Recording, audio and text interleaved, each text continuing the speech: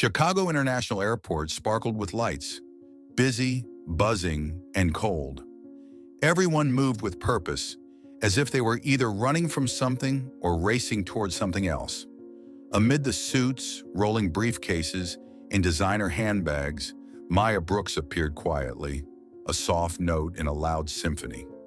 At 25, with tired eyes, a worn-out suitcase, and a one-way ticket in hand, Maya didn't belong to the world of business travelers or first-class lounges. She was a part-time baker from a small, worn-down town in southern Illinois, where her mother lay bedridden after a severe heart failure. For nearly a year, Maya had scrubbed pans, mixed dough, and cleaned ovens in overheated bakeries, thick with the smell of butter, saving every dollar she could. Her phone had been sold, her wardrobe reduced to the bare minimum, her life downsized to one single goal: getting her mother somewhere with a chance at treatment. She stood in front of the flight board, looking up, breathing in as if she needed the air to keep herself steady. "If I can just get there, everything will be okay," she whispered to herself. No one turned to look. No one knew the story behind those determined eyes. But Maya kept walking, because even though her legs trembled, they carried something unbreakable: hope. She found an empty seat near the departure gate and sat down, hugging her suitcase to her chest like it was everything she had left. Then the announcement came. Her flight was delayed by 2 hours. 2 hours of waiting in silence, with worry growing louder than the engines outside. She reached into her pocket, just a few coins left, not even enough for the cheapest coffee. Still, Maya didn't cry.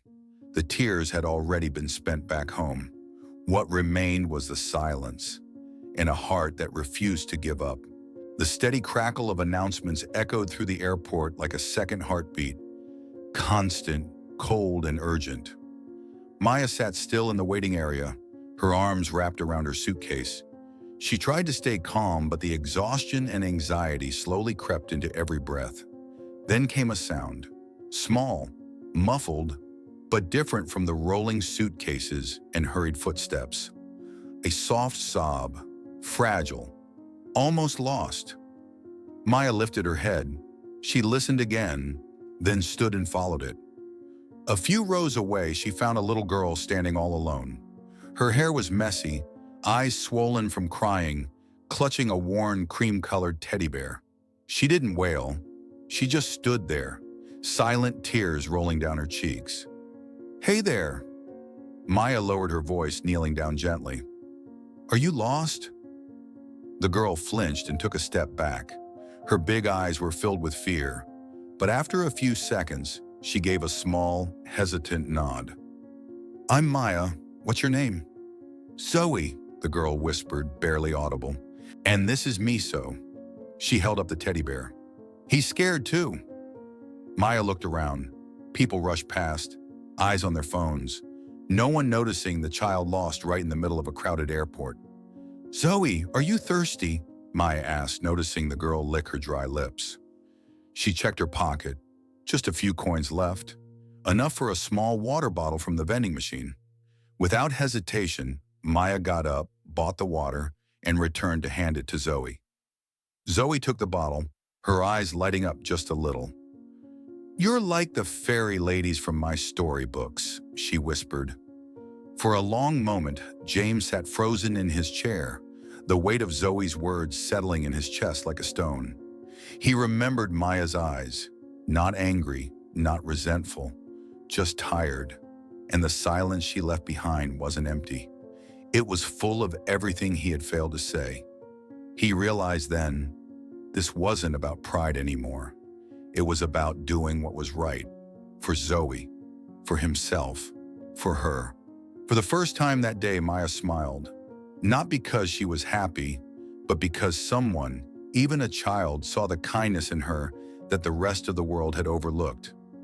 They sat together near Gate 9. Zoe leaned against Maya, hugging Miso, while Maya kept scanning the area, waiting for someone, anyone, to come looking for the girl. And then it happened. A group of men in black suits swept into the waiting area. One of them, tall and commanding, stopped cold when his eyes landed on Zoe. "Zoe!" he called out, his voice thick with concern. The girl immediately stood up. "Daddy!" James Sullivan moved quickly through the waiting area, his eyes scanning like a storm searching for its center. He couldn't hear the announcements, the rolling suitcases, or the chatter, just the thudding panic in his chest.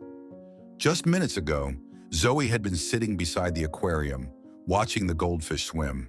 A short emergency call, and when he returned, she was gone. "Zoe!" he called out. His eyes landed instantly on a familiar sight: messy brown hair, a small yellow dress, and the worn cream teddy bear. Miso. He rushed toward her. "Zoe! Daddy!" she cried, launching herself into his arms with the desperation only fear could fuel. "I was so scared, but Miss Maya stayed with me." James clutched his daughter tightly, then looked up. The young woman standing nearby slowly rose, holding on to a worn-out suitcase. She didn't say a word. She only stepped back, as if bracing for impact. "Who are you?" James demanded. "What were you doing with my daughter?" I only helped her," Maya said softly. "I saw her crying, standing all alone. I couldn't just walk away." James stared at her, unblinking. One of his security guards moved forward immediately. "Ma'am, we need to see your ID and boarding pass." Maya nodded, hands trembling as she fumbled through her coat. She handed over her ID and her delayed flight ticket, her fingers ice cold. Zoe tugged on her father's sleeve. "Daddy, she didn't do anything bad. She gave me water. I was thirsty and she gave it to me even though she didn't have much." James kept his eyes on Maya. The simple clothes, loosely tied hair, the faded suitcase. Everything about her said she didn't belong here, and that made her all the more suspicious. "I've seen people use children to approach wealthy families," he muttered to his guard. Maya heard it. She said nothing, didn't protest. She just lowered her head, like someone who'd grown used to being misjudged. Several minutes later, the guard returned. "We checked the security footage," he whispered to James. "She didn't do anything wrong. She found the child and stayed with her." James turned back to Maya, his gaze slower this time, no longer sharp. He saw something there, a quiet kindness, unforced and steady. "She used her last coins to buy me water," Zoe said, her voice unwavering. "She didn't take anything. She just told me stories and stayed." James let out a slow breath. He had nothing left to accuse, and no easy way to undo what he'd already assumed. "I'm sorry," he said finally, his voice softer than before. "I overreacted. My wife died in a plane crash 3 years ago. Since then, even a second away from Zoe terrifies me." Maya paused, then gave a quiet nod. "I understand," she said gently. "If I had a child like her, I'd do the same." Zoe was still holding Maya's hand, her gaze full of trust. "She's really nice, Daddy. I like her." James looked at his daughter, then back at Maya. She didn't defend herself, didn't beg. She simply stood there, exhausted, quiet, and kind. "Very few strangers earn Zoe's trust that fast," he said. "You did something I haven't seen since her mother passed." He hesitated, then exhaled slowly, finally shedding the last of his guarded pride. "Miss Maya," he said more gently, "I owe you a thank you, and a dinner, if you wouldn't mind, to make up for my poor judgment." The small restaurant sat at the far end of the terminal, a quiet corner tucked away from the noise.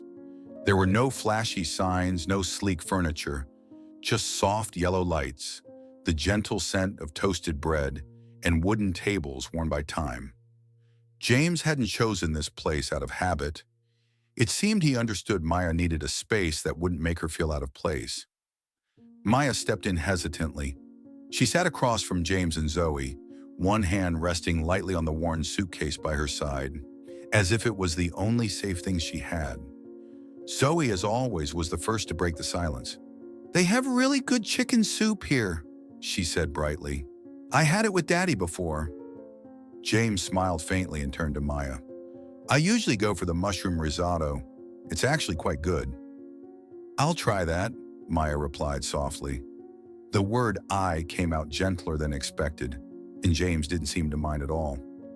When the server left, a quiet stillness settled over the table. James looked at Maya, his gaze no longer sharp but contemplative, like a man reevaluating what he thought he knew.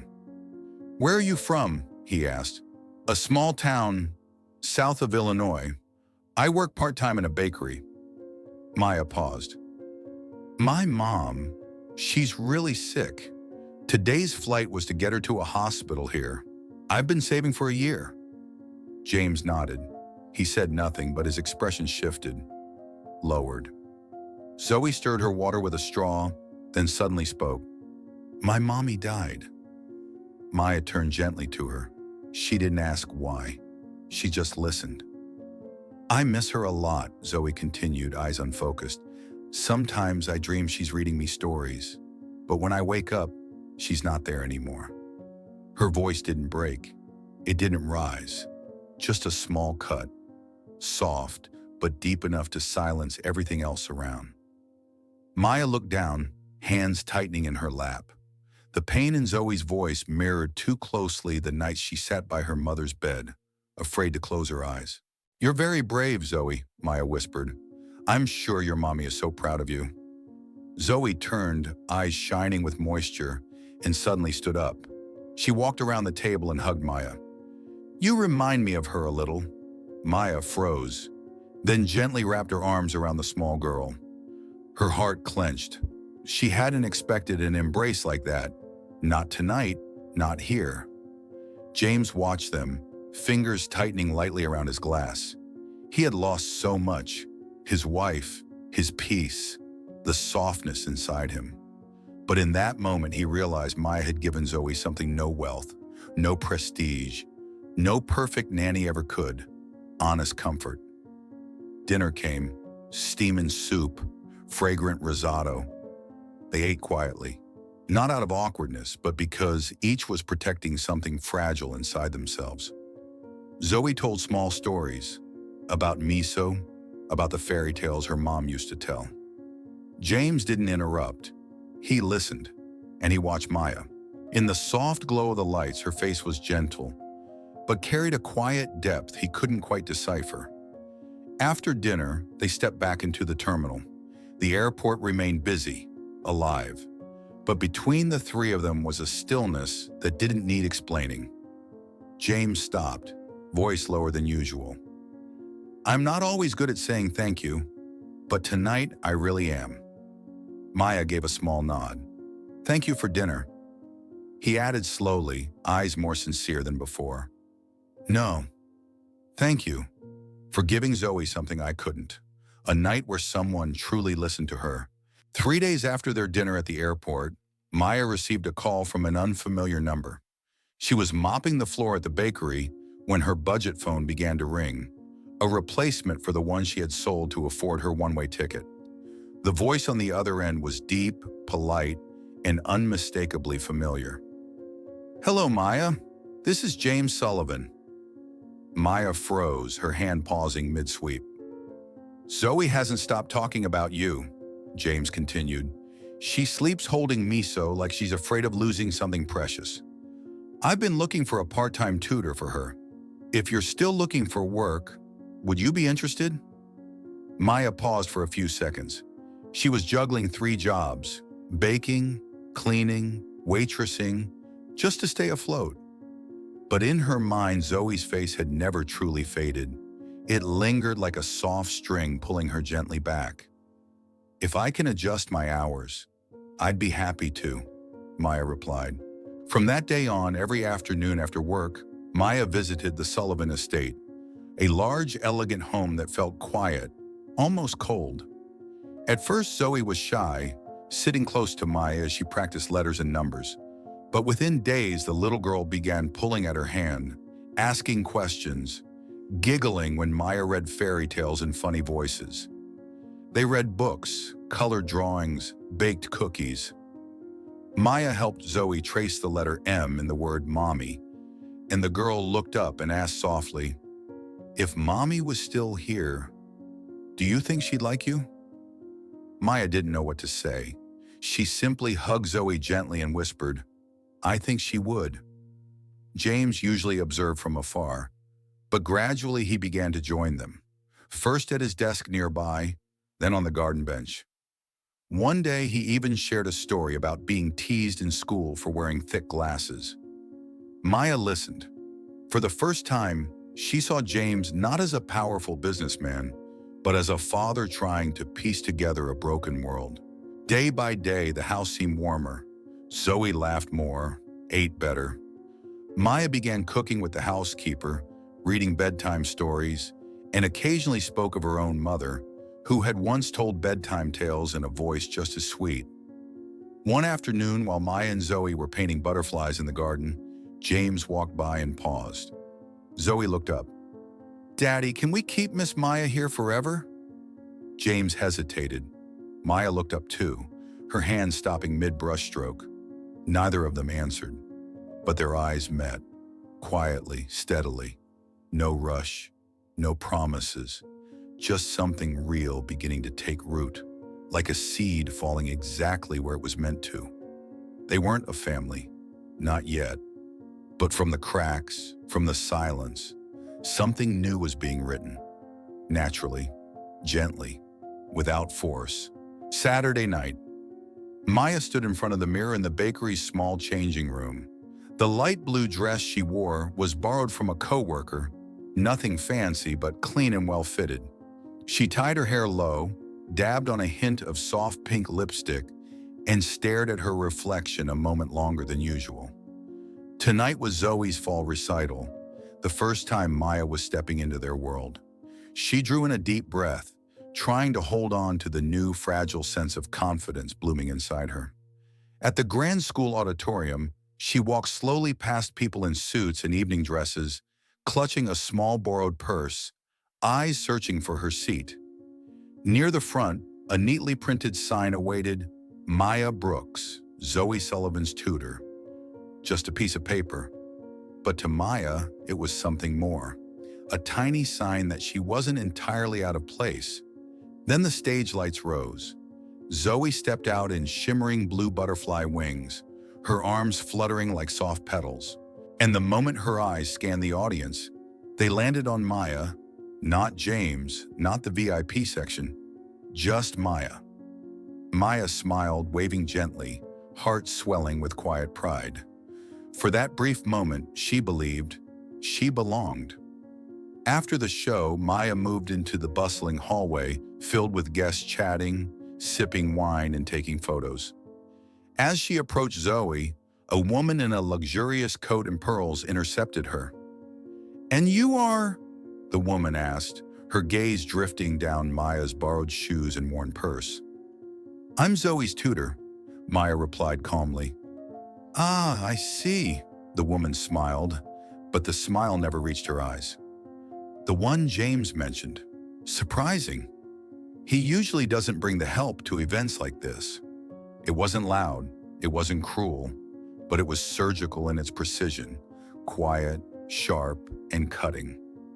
Maya stood still, saying nothing, but her eyes found James, just a few steps away. He had heard, she knew, but he didn't come over, didn't say a word. There was only a flicker of hesitation in his eyes, but it was enough. He didn't protect her, and sometimes silence wounds deeper than words. Maya left early. She gave Zoe a soft goodbye, claiming she wasn't feeling well. Outside, the night wind kissed her bare shoulders. She walked fast, the unfamiliar shoes already beginning to sting, but her heart ached far more. Was he ashamed to be seen with me? The question haunted her with every step. That night, as Maya changed out of her dress, her phone buzzed. A call from a landline, her old neighbor. "Maya, your mom's taken a turn. She collapsed. They're rushing her to the hospital now. If you can come, you should." She stood frozen in the dark, the walls of the room pressing in around her. Without pause, she packed a small bag. No message to Zoe, no phone call to James, just one quiet text. "I have to go. My mother is critical. Thank you for everything." She turned off the phone, didn't wait for a reply. And then she left, not in anger, not in bitterness. Just a young woman carrying a heart that had only just begun to open, and now slowly, quietly, closed again. The Sullivan home had never been noisy, but since Maya left, it had grown quiet in a way that felt cold. There was no more sound of Zoe giggling during story time. No more scent of fresh cookies baking in the kitchen. No more quick footsteps of the girl who always arrived on time, always brought with her a gentleness that lingered like late afternoon sun. Zoe didn't ask many questions. She simply hugged Miso, her old teddy bear, more tightly than usual. She sat by the window each evening, her eyes fixed on the garden where Maya once helped her draw butterflies, where Maya had gently guided her hand through her very first letters. "Where did Miss Maya go?" she asked once, barely above a whisper. James had no answer. Not because he didn't know, but because he didn't know how to say it. He had read Maya's message in silence, a short line with no blame, no complaint. "I have to go. My mother is critical. Thank you for everything." That night he sat alone in the library staring at that message over and over again. One sentence that seemed simple, yet carried the weight of an entire goodbye. He realized Maya never demanded anything. She didn't force him to choose, but she chose to leave, quietly, respectfully, out of love and pride. And that, somehow, left him emptier than he could explain. Dinner returned to the soft clinks of forks and knives. Afternoons passed without laughter. Zoe grew quieter, ate less, and often sat gazing out the window with a faraway look. One evening, as James pulled the blanket up over his daughter's small frame, he noticed she was still clutching Miso tightly, and in her sleep, she murmured, "I miss Miss Maya." James stood there for a long while, his hand resting on her shoulder, his eyes drifting to the fogged-up window. For the first time in many years, he felt afraid. Not because he lost control, but because a quiet woman had left behind a space he had no idea how to fill. James couldn't sleep. Ever since he heard Zoe whisper in her sleep, "I miss Miss Maya," those three small words had echoed through his mind like a haunting melody that wouldn't stop. He sat in the library all morning, staring at his phone screen. Maya's message, short, silent, without blame or demand, was still there, quiet and cold. "I have to go. My mother is critical. Thank you for everything." He had read it dozens of times, yet it still felt like he hadn't fully understood everything she had poured into those few words. For the first time, James didn't bark commands. His voice was low when he called his assistant. "I need to find Maya Brooks, as soon as possible. Start with her hometown in southern Illinois." It took less than a day to find it, a small-town community hospital a few hours outside the city. And this time, James didn't go alone. He brought Zoe. She didn't ask many questions, just held his hand tightly in the car, as if she somehow knew something important waited ahead. The hospital corridor was pale and quiet, the air faintly tinged with antiseptic. Maya sat there on a metal bench, leaning against the wall, her coat too thin, her eyes dark with fatigue. She didn't hear the footsteps until a small voice called out, filled with emotion, "Miss Maya!" Zoe ran down the hall, her little feet flying. Maya looked up, first confused, then overcome. She stood and wrapped her arms around the child, holding her close, as if it was she who needed to be grounded again. She didn't ask why they had come. She simply buried her face in Zoe's hair and let the tears come quietly. James approached slowly. He was no longer the composed businessman. His eyes no longer judged. They asked. They hoped. "I came to apologize," he said, his voice low and raw. "I didn't defend you when I should have, and I can't keep pretending everything's fine when Zoe and I miss you more than I can explain." He took a breath. If there's still even a little trust in me, please let me do this right. This time, Maya sat back down. His words were honest, so honest they cracked something in her carefully guarded composure. But she didn't answer right away. Instead, her gaze shifted to the hospital room door, where her mother lay, thin and frail, breathing through oxygen. Her voice came soft. I can't leave her again. She needs me. I won't walk away unless I know she'll be safe. James was quiet, then with steady clarity and no hesitation. Then we bring her with us. I'll arrange everything. A bright room, full care. She'll have everything she needs, and you won't have to choose between her and the life that's waiting. Maya didn't speak further. She only nodded, slowly but surely. In her eyes was acceptance, gratitude, and something deeper, a part of her faith in people, long buried, beginning to bloom again. This time she would return, not as a visitor, not as an outsider. This time, she was coming home, with her mother and a heart no longer afraid to stay. A few weeks later, Maya returned to the city, but she didn't come alone. This time she brought her mother, a frail woman with soft eyes still glowing faintly with a quiet hope, as if she too sensed that something beautiful was beginning again. James had arranged everything, a sunlit room on the ground floor with windows facing the garden where Zoe once played. A visiting nurse arrived at scheduled hours, gentle, caring, attentive. The room had fresh flowers, books, and a quiet warmth.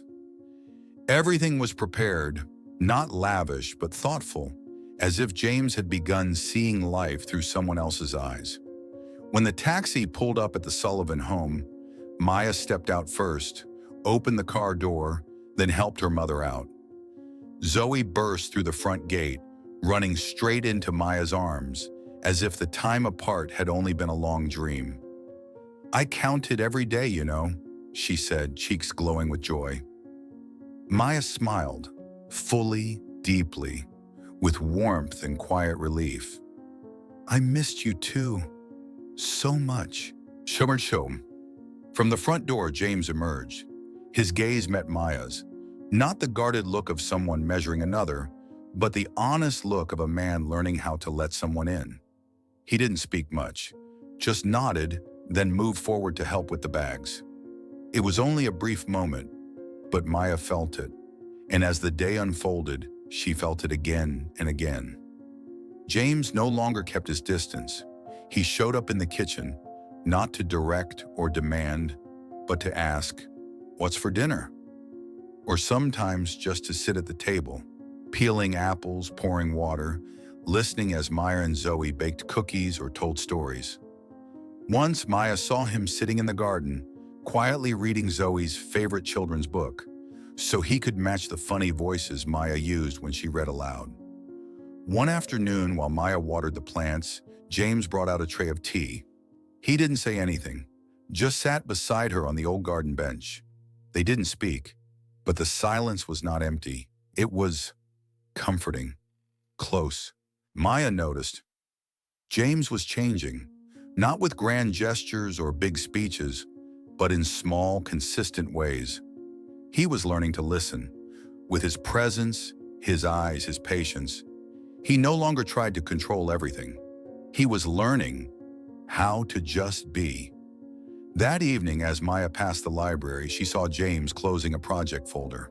He looked up and said quietly, "You know, I used to think I had to control everything to keep Zoe safe. But now I realize, safety doesn't just come from walls or schedules. It comes from people who truly care."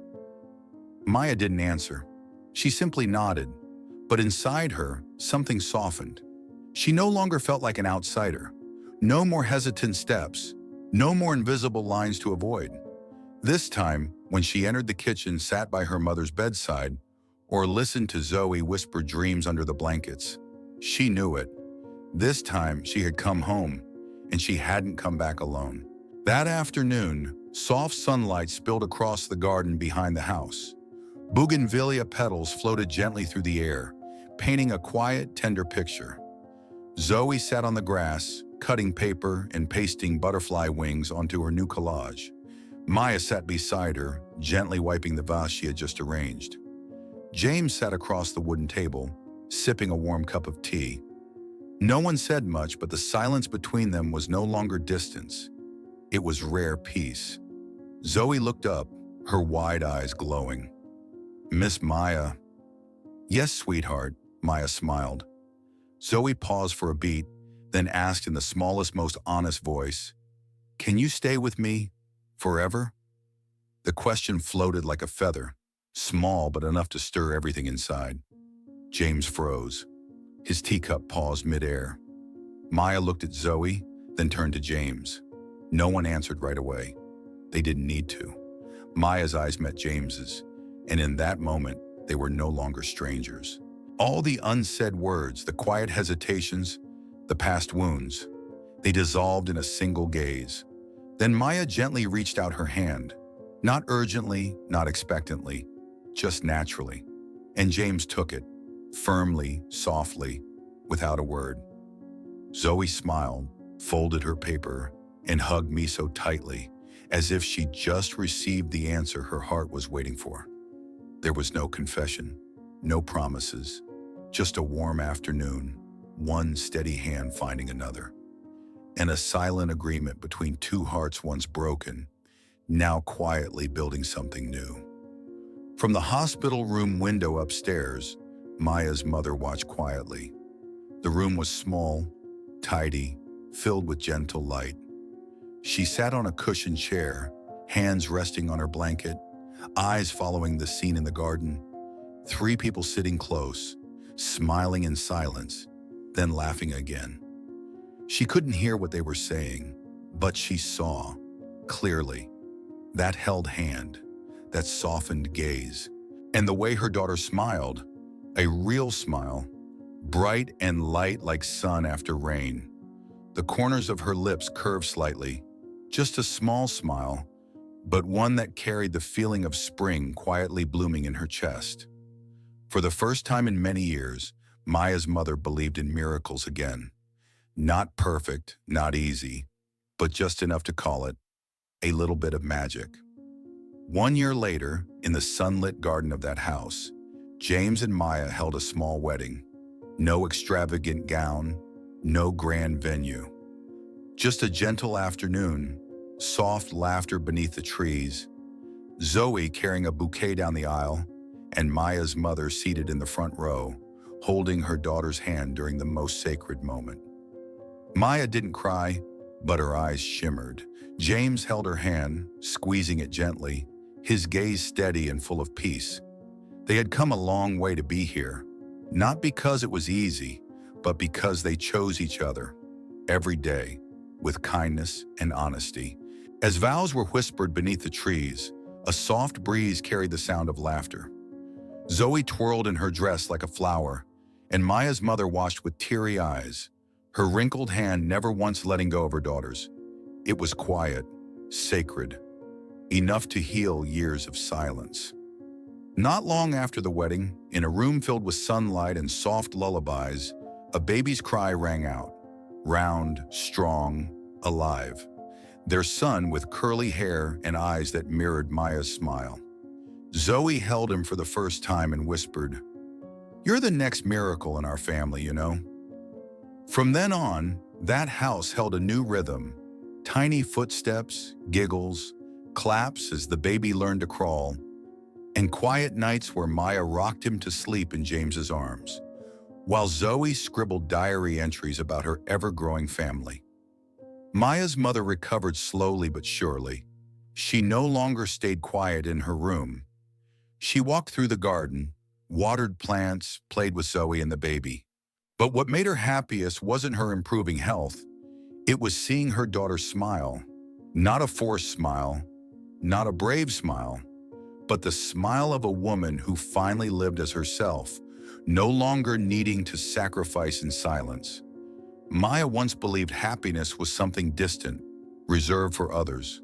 But now as she watched James holding their son under the afternoon sun, his voice calm, his gaze gentle, she understood.